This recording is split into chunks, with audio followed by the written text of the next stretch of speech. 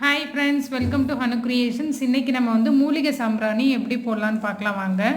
இதுக்கு வந்து ஒரு சட்டியில் வந்து கறி எடுத்து வச்சுருக்கோம், கொஞ்சமாக நெருப்பு போட்டிருக்கோம். இப்போ ஃபுல்லாக நெருப்பு பரவட்டும். லேசாக விசிறி விட்டால் அப்படியே நெருப்பு நல்லா பரவிடும். அதுக்கப்புறம் நம்ம சாம்பிராணி அது கூட வந்து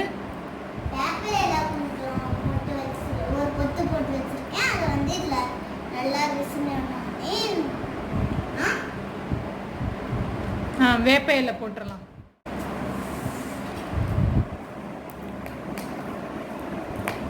இந்த வேப்ப இலை மூலிகை போடுறதுனால நம்ம சாம்பிராணி, கட்டி சாம்பிராணி, தூள் சாம்பிராணி எதாக இருந்தாலும் அது கூட சேர்த்துக்கலாம். இந்த இது போடுறதுனால வந்து நம்ம கொசு வந்து அண்டாது, எதுவும் கொசு வராது. சின்ன சின்ன பூச்சிகை இருந்தால் கூட எல்லாமே செத்து போயிடும். வாரத்துக்கு ஒரு தடவை இந்த மாதிரி போடுறது வந்து நல்லது. வீட்டில் சின்ன சின்ன பூச்சி கொசுவெல்லாம் அண்டாது.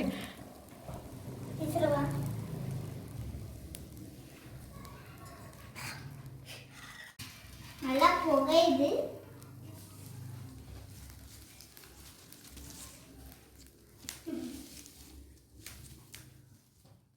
இது போட்டோன்னே நம்ம உடம்புலே தொண்டையிலே வந்து அந்த கசப்பு தன்மை வந்து நம்ம அப்படியே ஃபீல் பண்ணலாம். அப்படி இருக்கும்போது பூச்சி, சின்ன சின்ன கொசு, சின்ன வீட்டை சுற்றி இருக்க பூச்சி இது எல்லாமே செத்துடும். இது ஒன்றும் சைடு எஃபெக்டும் நமக்கு வராது. வேப்பலை போடுறதுனால ரொம்ப நல்லது தான் நமக்கு, இது சுவாசிக்கிறனால கூட. இது வாரத்துக்கு ஒரு தடவை நம்ம போட்டு யூஸ் பண்ணிக்க வேண்டியதுதான். இந்த கொரோனா பீரியடில் வந்து நம்ம வேப்ப இலையை வந்து வேறு விதத்தில் வந்து யூஸ் பண்ணுறோம். நம்ம இந்த மாதிரி கூட யூஸ் பண்ணிக்கலாம், ரொம்ப நல்லது. வீட்டை சுற்றி நமக்கு அந்த வேப்பிலை புகை எல்லாம் வருது, மூலிகை புகையெல்லாம் வருது. அப்பப்போ கொஞ்சம் கொஞ்சம் விசிறி விட்டுக்கங்க நெருப்பு வர்றதுக்கு. எல்லாம் புரிஞ்சுங்க. இப்போ அப்படியே வீடு ஃபுல்லாக நம்ம அப்படியே காட்டிகிட்டே வரலாம், எல்லா ரூமுக்கும் காட்டலாம்.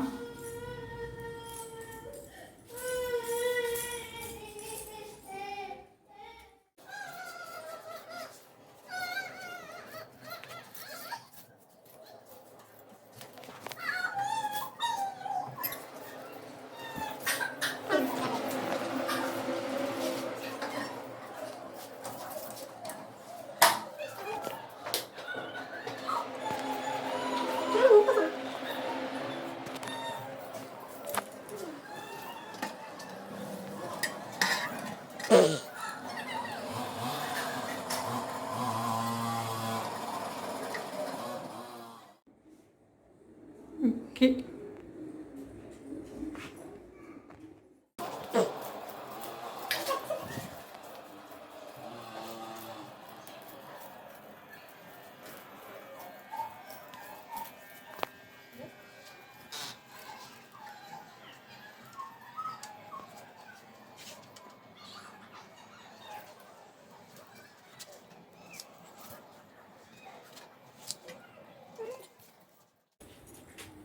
அவ்வளோதான். இப்போ வாசல்லேருந்து கொல்லை வரைக்கும் ஃபுல்லாக காட்டியாச்சு. இது மாதிரி வாரத்துக்கு ஒரு தடவை நம்ம செஞ்சுக்கலாம். தேங்க்யூ.